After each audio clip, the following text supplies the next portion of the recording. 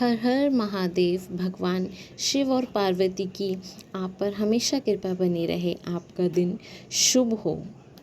कौन से वह 3 देवता का पूजन हमें श्रावण मास के शनिवार के दिन करना चाहिए, ये जानने के लिए हमसे अंत तक जुड़े रहें।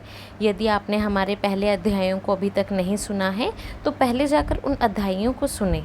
यदि आप हमारे चैनल पर नए हैं तो हमारे चैनल को आज ही सब्सक्राइब करें ताकि भगवान शिव की आप पर हमेशा कृपा बनी रहे। तो बोलो हर हर महादेव। आइए शुरू करते हैं 10वां अध्याय। अब मैं आपसे शनिवार व्रत की विधि का वर्णन करूंगा, जिसका अनुष्ठान करने से मदंत्व नहीं होता। श्रावण मास में शनिवार के दिन नरसिंह, शनि तथा अंजनी पुत्र हनुमान, इन 3 देवताओं का पूजन करना चाहिए। भीत पर अथवा किसी स्तंभ पर नरसिंह की सुंदर प्रतिमा बनाकर हल्दी युक्त चंदन से और नीले, लाल तथा पीले सुंदर पुष्पों से लक्ष्मी सहित जगतपति नरसिंह का भली भांति पूजन करके उन्हें खिचड़ी का नैवेद्य तथा कुंजर नामक शाक का भोग अर्पण करना चाहिए। उसी को स्वयं भी खाना चाहिए और ब्राह्मणों को भी खिलाना चाहिए। तिल का तेल तथा घृत स्नान भगवान नरसिंह को अति प्रिय है। शनिवार के दिन तिल सभी कार्यों के लिए प्रशस्त है। शनिवार के दिन तिल के तेल से ब्राह्मणों तथा सुवासिनी स्त्रियों को उपटन करना चाहिए और कुटुंब सहित स्वयं भी संपूर्ण शरीर में तेल लगाकर स्नान करना चाहिए और उड़द दाल का भोजन ग्रहण करना चाहिए। इससे भगवान नरसिंह प्रसन्न होते हैं। इस प्रकार श्रावण मास में चारों शनिवारों में इस व्रत को करना चाहिए। उसके घर में लक्ष्मी पूर्ण रूप से स्थिर रहती है और धन धान्य की समृद्धि होती है।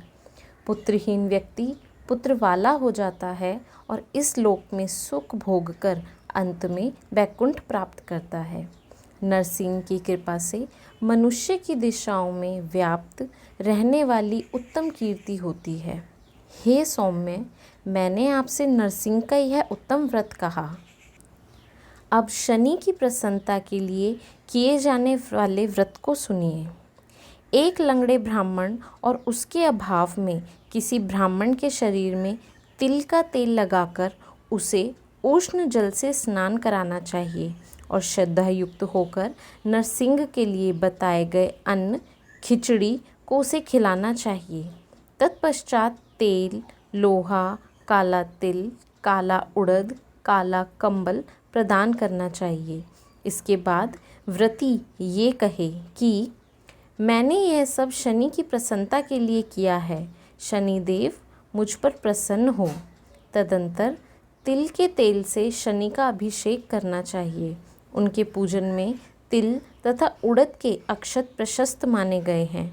हे मुनि, अब मैं शनि का ध्यान बताऊंगा, आप सावधान होकर सुनिए।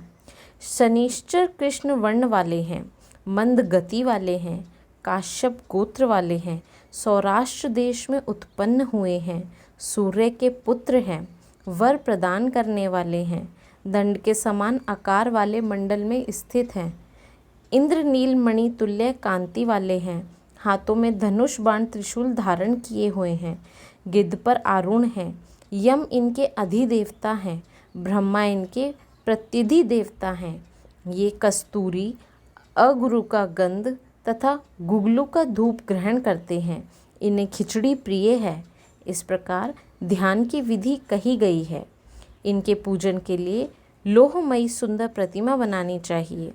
हे द्विज श्रेष्ठ, इनके निमित्त की गई पूजा में कृष्ण वस्तु का दान करना चाहिए। ब्राह्मण को काले रंग के 2 वस्त्र देने चाहिए और काले बछड़े सहित काली गौ प्रदान करनी चाहिए। विधि पूर्वक पूजा करके इस प्रकार प्रार्थना तथा स्तुति करनी चाहिए। आराधना से संतुष्ट होकर जिन्होंने नष्ट राज्य वाले राजा नील को उनका महान राज्य पुनः प्रदान कर दिया, वे शनिदेव मुझ पर प्रसन्न हों। नील अंजन के समान वर्ण वाले, मंद गति से चलने वाले और छाया देवी तथा सूर्य से उत्पन्न होने वाले उन शनैश्चर को मैं नमस्कार करता हूँ। मंडल के कोण में स्थित आपको नमस्कार है। पिंगल नाम वाले आप शनि को नमस्कार है। हे देवेश, मुझ दीन और शरणागत पर कृपा कीजिए। इस प्रकार स्तुति के द्वारा प्रार्थना करके बार बार प्रणाम करना चाहिए। 3 वर्णों ब्राह्मण, क्षत्रिय, वैश्य के लिए शनि के पूजन में शनो देवी इस वैदिक मंत्र का प्रयोग बताया गया है और शूद्रों के लिए पूजन में नाम मंत्र का प्रयोग बताया गया है।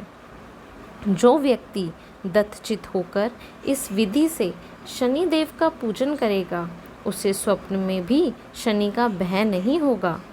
हे विप्र, जो मनुष्य श्रवण मास में प्रत्येक शनिवार के दिन भक्ति पूर्वक इस विधि से इस व्रत को करेंगे उन्हें शनैश्चर कृत लेश मात्र भी कष्ट नहीं होगा। जन्म राशि से पहले दूसरे, चौथे, 5वें, 7वें, 8वें, 9वें अथवा 12वें स्थान में स्थित शनि सदा कष्ट पहुंचाता है। शनि की शांति के लिए शमग्नि इस मंत्र का जप करना बताया गया है। उसकी प्रसन्नता के लिए इंद्र नीलमणि का दान करना चाहिए। इसके बाद अब मैं हनुमान जी की प्रसन्नता के लिए विधि का वर्णन करूंगा। हनुमान जी की प्रसन्नता के लिए श्रावण मास में शनिवार को रुद्र मंत्र के द्वारा तेल से उनका अभिषेक करना चाहिए। तेल में मिश्रित सिंदूर का लेप उन्हें समर्पित करना चाहिए।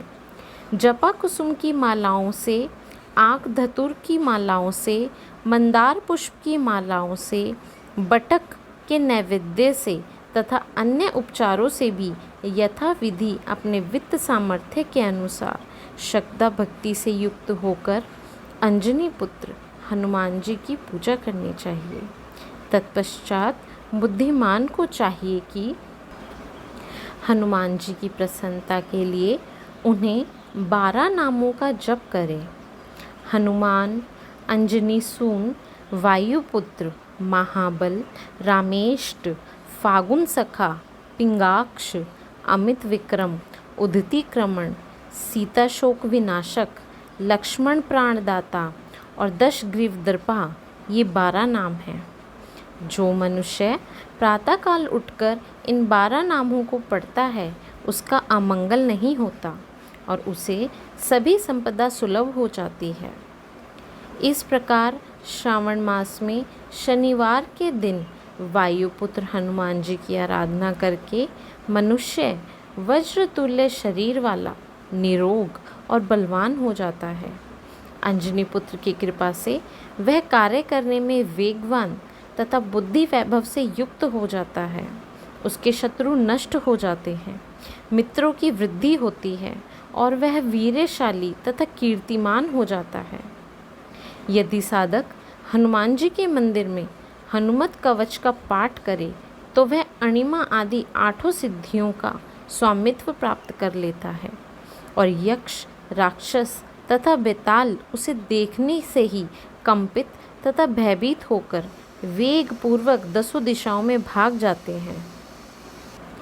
शनिवार के दिन पीपल के वृक्ष का आलिंगन तथा पूजन करना चाहिए। शनिवार को छोड़कर अन्य किसी भी दिन पीपल के वृक्ष का स्पर्श नहीं करना चाहिए। शनिवार के दिन उसका आलिंगन सभी संपदाओं की प्राप्ति करने वाला होता है। प्रत्येक मास में 7 वारों में पीपल का पूजन फलदायक है, किंतु श्रावण में यह पूजन अधिक फलप्रद है। ओम नमः शिवाय। ये अध्याय यहीं समाप्त होता है। आगे के अध्याय सुनने के लिए हमारे चैनल से जुड़े रहे व हमारे चैनल को आज ही सब्सक्राइब व लाइक करना ना भूलें। भगवान शिव की कृपा आप पर हमेशा बनी रहे। तब तक के लिए धन्यवाद।